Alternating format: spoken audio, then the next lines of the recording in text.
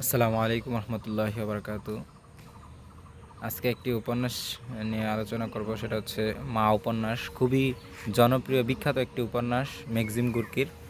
সেই মা উপন্যাসটি ছিল মূলত একটি রুশ বিপ্লব ভিত্তিক উপন্যাস।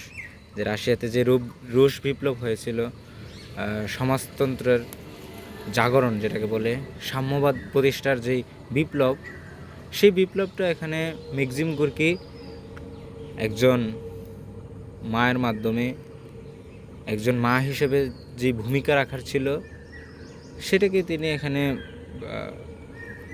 প্রধান করে তুলেছেন এবং মূল চরিত্র হিসেবে ফোকাস করেছেন। রুশ বিপ্লবে যখন তার সন্তানকে যখন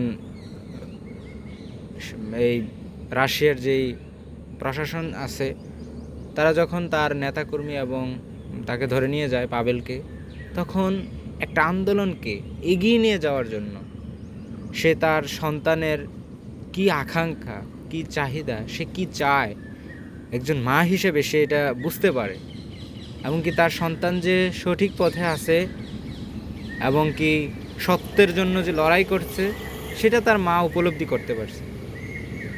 সেই অনুযায়ী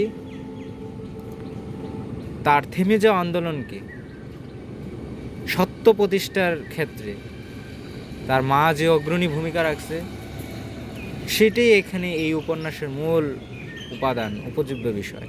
যখন আন্দোলনটা একদম থেমে যায়, তার সব নেতাকর্মীদের ধরে নিয়ে যায়, কারখানার শ্রমিকদের ধরে নিয়ে যায়, যারাই আন্দোলনের কথা বলে তাদেরকে ধরে নিয়ে যায়, সেই মুহূর্তে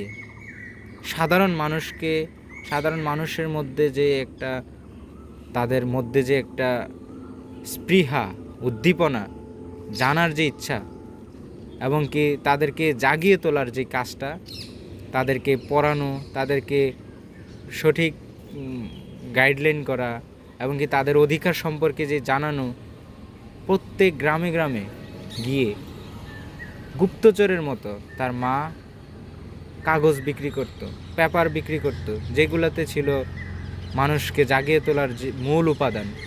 মানুষ কিভাবে তার অধিকার সম্পর্কে জানবে, কিভাবে সাম্যবাদের কথা জানবে, কিভাবে তার অধিকারের কথা জানবে, সেই রকমের বইগুলা, পত্রিকাগুলা তিনি গ্রামে গ্রামে, গঞ্জে গঞ্জে, একদম শহরে, হাট বাজারে এবং কি শ্রমিক কারখানাগুলোতে সেগুলোকে পৌঁছে দিয়ে আসতো।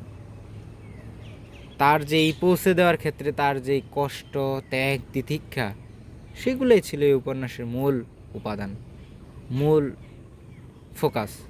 তা আমি মনে করি প্রত্যেক মায়েদের তার সন্তানের কি চাহিদা, সে কি চাচ্ছে, সেটা বোঝার চেষ্টা করা এবং সেটা বুঝে তাদেরকে সেই গাইডলাইন করা এবং কি তাদেরকে সাপোর্ট করা।